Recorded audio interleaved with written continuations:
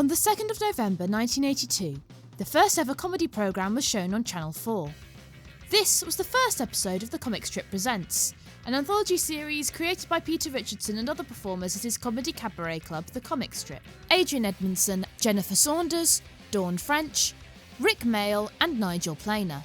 Although sketch comedy or a variety-style showcase would have been the most obvious use of the group's talents, Richardson wanted to go in a different direction, saying the best way of using the comic strip was not in sketches but as character actors. So, a series of comedy short films was commissioned instead. Whilst plenty of their later shorts were more plot-driven, each episode of this first series has a very loose narrative structure, with a focus on atmosphere and an ensemble of characters. Whilst they have been known to talk less favourably of early episodes because of this, I don't see that as a problem, and I think they're pretty good considering none of them had written anything like this before. In the early series, it was a personal sandbox for this group of 6 creatives. As it went on, they became bigger and no longer needed that creative outlet, nor could they appear in it as frequently, so it's fun to watch it when it was just this group of 6 young, inexperienced friends writing for each other. I'll be going through this in ranking order. It was much harder than I expected. My bottom 3 has changed multiple times. Needless to say, this is my opinion and comedy is very subjective, so please feel free to share your ranking in the comments. Hello, you must be one of us. If by that you mean we are to be fellow travellers on the path of knowledge about our forefathers, then yes, I am one of you. A group of young adults go on a summer school course where they pretend to be Iron Age villagers in a mock village built in the middle of a university campus. They all have differing ideals on how they should best undertake the experiment. Mainly the regulars, who treat it as an excuse for a swingers retreat. This year, however, they get more than they bargained for. My favourite character in this episode was probably Mayall's Tarquin, who was the one most interested in using the experiment as an excuse for sex and violence. Look, we should go ahead and attack if we feel threatened. But Tark, nobody is threatening us. I know, and that's why it will be very clever tactics if we attack them before they threaten us. Richardson plays Nick, who is similarly just there to pick up girls, whilst French's Ursula is very interested in the opportunity for sex for different reasons. So, Peter, Yes? is your seed plenteous? Nigel Planer has impressive range, but he was sometimes cast as these sort of posh authority figures in quite a few episodes, and he's great in them. Robbie Coltrane is very good as Desmond, who takes the roleplay aspect of the exercise very seriously, with his own caveman name and rituals. I thought Liz and Peter were rather sweet. They're kind of the straight men alongside these colourful characters. I originally was going to say that Saunders and Edmondson are a real couple, and I think you can certainly tell, but this was actually before they started going out. They were just always this cute together. Aww. My least favourite characters were Tarzan and Jane, who are silent throughout the entire thing. I'm not joking, that's what they're called in the script. They just felt out of place in what was otherwise a very down-to-earth episode, and I didn't find them funny at all. I really love the location they used. The Iron Age village couldn't look more out of place in the centre of this blocky concrete campus. The music is very atmospheric. I will take the opportunity to say now that the music is always a great fit in this show, and it really helps to establish the individuality of each of them. This was directed by Scotsman Sandy Johnson, seen here making a cameo with his very impressive moustache. He directed about half of Series 1 and 2, and now has a lot of comedies under his belt. However, this was one of his first directing jobs, with his most famous credit at that point being one of the knights who say knee in Monty Python and the Holy Grail. This is the only episode of Series 1 written by Dawn French, and I can certainly see why she did Psychoville now. It's definitely the darkest episode of the series. Obviously, that will be an advantage or a disadvantage based on your personal tastes. I love Lord of the Flies, and this very much feels like a comedy version of that. You're probably wondering why it's at the bottom of my list then. I enjoyed this episode, but I don't think that it reached its full potential. I have got the script book, which I may discuss in a future video, and that shows that there was dialogue cut from this. It's not that much, just a few lines here and there, but it gave a much better sense of who had been there before and who already knew each other, which definitely had an impact on the dynamics between the characters. It has the biggest ensemble of the series, so the more we get out of them the better, and the descent into madness probably needed to be a bit more gradual. I actually wish they'd kept this for series 2, as there were several episodes that exceeded 30 minutes. It looks like broadcasters gave them a bit more freedom. I think that this episode could even make a good play with a little extra development, especially as its length isn't the only issue. If you've been watching my channel for a while, you'll know that I certainly don't have a problem with dark comedy, but they really can't pull it off tonally here. I thought that the final scene felt jarringly darker than the rest of the episode. I think that it's really interesting that out of all the 42 episodes, this is the only one that I think could have benefited from being longer. This was actually 3rd place when I started my ranking. You see why this video was so hard to write? It was really difficult to choose, but I wanted the next 2 episodes on rewatch, and I preferred the version of this that could have been rather than the version that we got. People all have the wrong idea about my country. It's a very happy place. There is no poverty there, no vandalism, no masturbation, no drug taking. So what do you do when the pubs close? The year is 1985. So, 2 years in the future. The communist bloc has successfully invaded the UK. 2 young lovers, Godfrey and Hermine, escape into the countryside only to get separated. We see them travel through the war-torn wastes of the country as they try to find each other, meeting various armies and rebels along the way. Whilst I do think that this is one of the worst in the series, I do find a certain charm to it. It's directed by another Scotsman, the late Bob Spears, who's more experienced, but with multi-camera sitcoms such as The Goodies and Fawlty Towers, making this his first experience with film. He directed about half of this series and the next series, as well as going on to direct several of the cast's future projects, including French and Saunders and Bottom. It's written by both comic strip founder and producer Peter Richardson and his writing partner Pete Richards, which is quite a coincidence name-wise, isn't it? Anyway, they end up writing the majority of the series, partially because Peter Richardson was the key creative force of the show, and partially because their core members were writing elsewhere. Their stuff ended up being the most consistent, but that's later on. There were a lot of bits in this episode that I liked, like the dim-witted American soldiers and the scene where a bunch of local looters are LARPing as Mexican bandits. Richardson's character, West Country Mexican Miguel, actually returns in A Fistful of Traveller Checks in Series 2, which was a much better use of his character. It's fun to see them all multi-rolling, which they do in a lot of early episodes. It's utilised well here. There's no confusion as to whether or not they are playing the same characters. It also stars another regular actor, Daniel Peacock, as one of the 2 leads. It's funny how a guy can appear in 9 episodes of the comic strip Presents, and yet he is still known for the one scene he did in Only Fools and Horses. The so-called alternative comedy movement was dubbed that by the press as they were seen as the rebellion against the sexist and racist comedy that toured the stand-up circuits of the working men's clubs at the time. This means that, generally speaking, their work has aged a lot better than you might expect. However, this scene is an exception. I think they were intending this to be a parody of racist portrayals, but that's only because I'm familiar with Richardson's work. I certainly think they failed on that front by not making the target of the joke clear enough. If you're not doing satire well enough, you're just doing the thing. They parodied Yellowface much better in their Series 5 60s sci-fi James Bond spoof, Space Virgins from the Planet Sex, and 2016 70s themed special Red Top.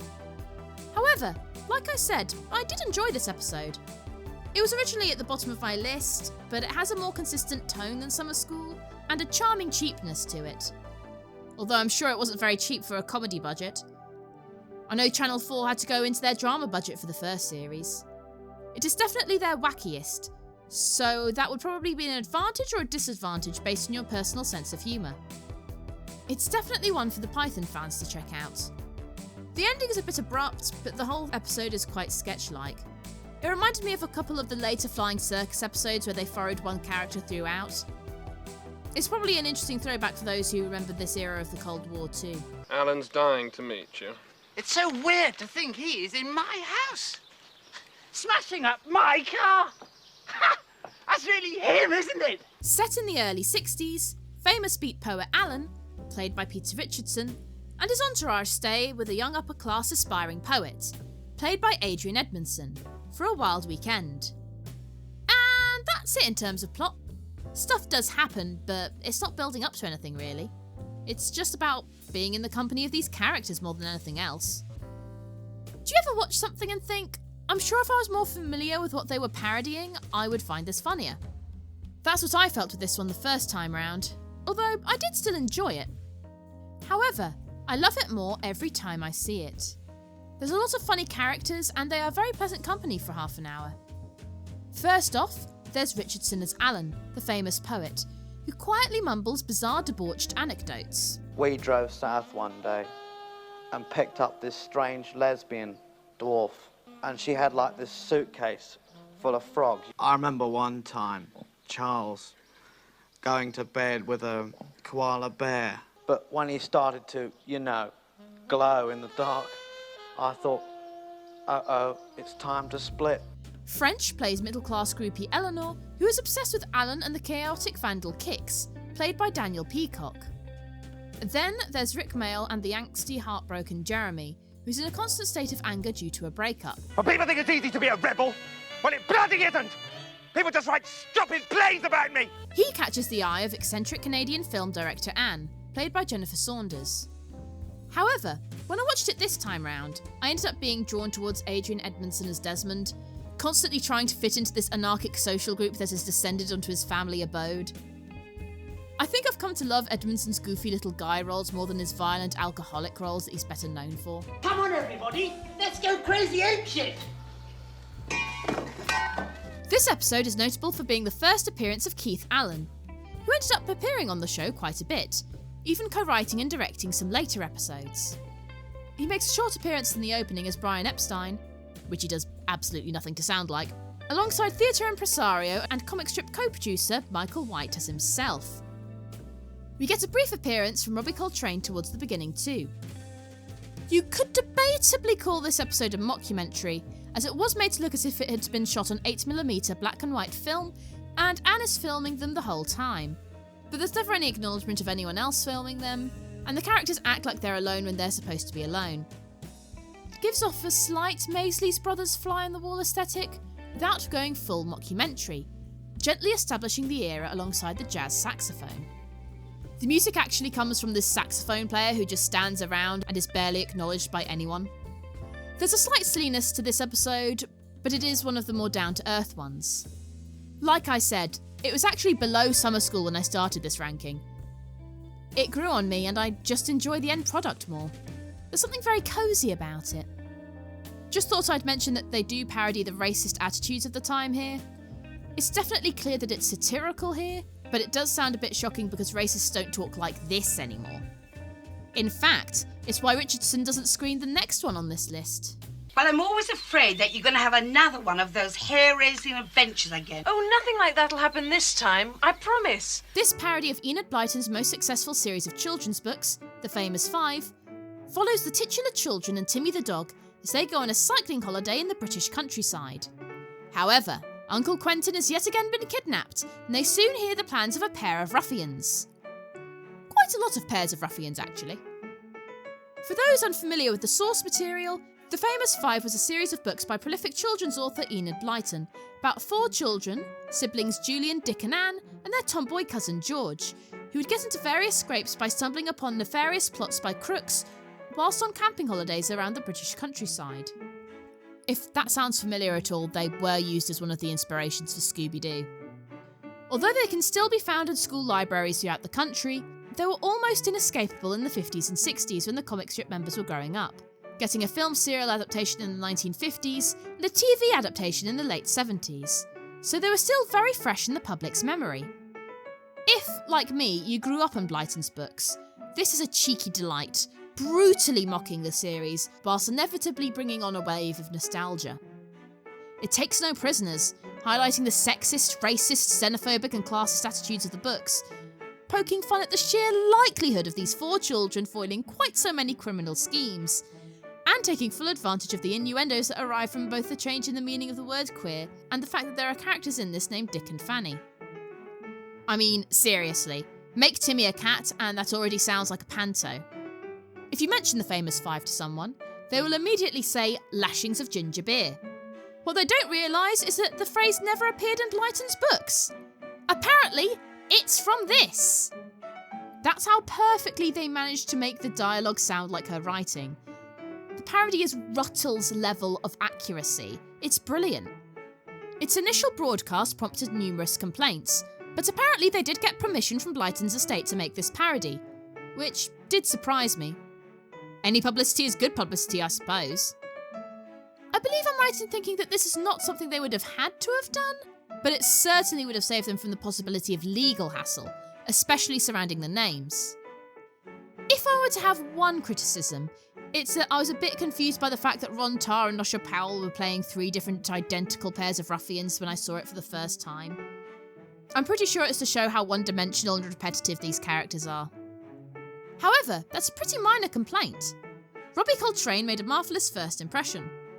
This was the first time they'd worked with him, and you could tell why they kept bringing him back as much as they did. Yes, there's been a lot of strange comings and goings in this village. Secrets and signs and threats. Ronald Allen, then best known for the ITV soap Crossroads, also makes a good impression as Uncle Quentin, and would similarly have roles written for him in future projects. He has this wonderfully deadpan sense of authority, which is probably why they cast him as police commanders in both the comic strip features The Supergrass and Eat the Rich. On the whole, it's a short and sweet, perfect parody, and I'd recommend it to anyone familiar with the source material. If you aren't familiar with the famous 5 or similar works, I don't know if there's anything here for you. It might be worth watching because it's one of the most famous episodes. Besides, Adrian Edmondson hadn't read them and he still found it funny. I suppose it's also mocking the attitudes of the era and the conventions of the genre. I don't find that I'm enjoying it more each time like I do with some of the other ones though. I am thinking of making a video about all 3 famous 5 episodes of the comic strip, as well as their cancelled film, so let me know in the comments if you'd like to see that.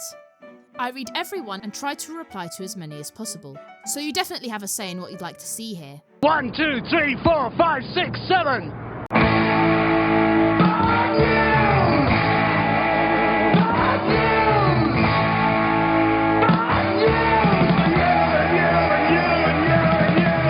Bad News, a young heavy metal band, is documented as they go on tour, picking up groupies, talking to journalists, and playing to empty venues.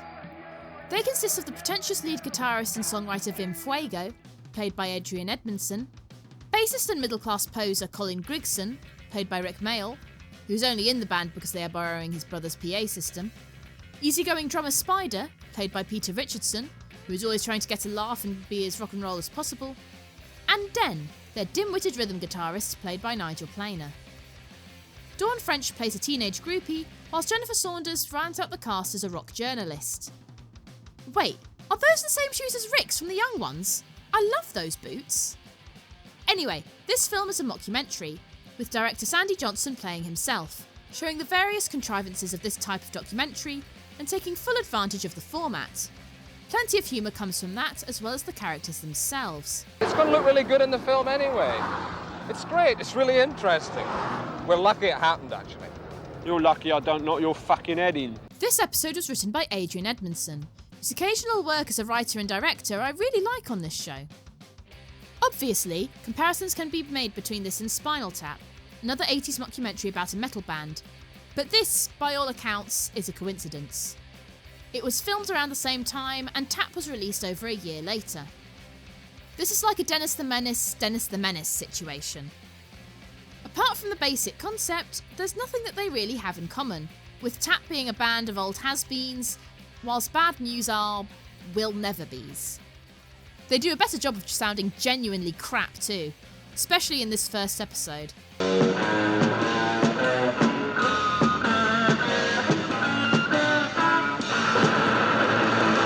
However, I definitely recommend it to fans of Spinal Tap.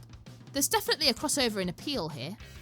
By the way, when I went to see this at this year's comic strip screenings, they showed this episode with everything but the final scene, showing the finale of its 1988 sequel, More Bad News. No shade to Peter Richardson, as I usually do see the point of his recent cuts to episodes, but I have to say, I'm not a fan here. More Bad News really built up to that ending. Bad News Tour is more low-key, and its finale reflects this. Yeah, it was cool to see the footage of them playing the Monsters of Rock Festival at Castle Donington on the big screen, but I would have liked to have watched the Warriors of Genghis Khan video shoot as well. And I honestly think it's a much funnier episode than the original. It focuses more on the characters and puts them in a different scenario rather than trying to repeat the first one, which is something I always like in the comic strip sequels. That, and there isn't a schoolgirl groupie in it, which I think feels more uncomfortable now than it would have done in 1983. So, yes, whilst I personally consider its sequel to be superior in pretty much every way, the original Bad News episode is still great. I definitely recommend it to anyone who likes mockumentaries or anyone who's been in schoolboy bands, as I've heard it's quite relatable. If you want to hear about their failed previous attempt to get on television, you can check out my review of the 1981 comic strip short film right here. See you soon!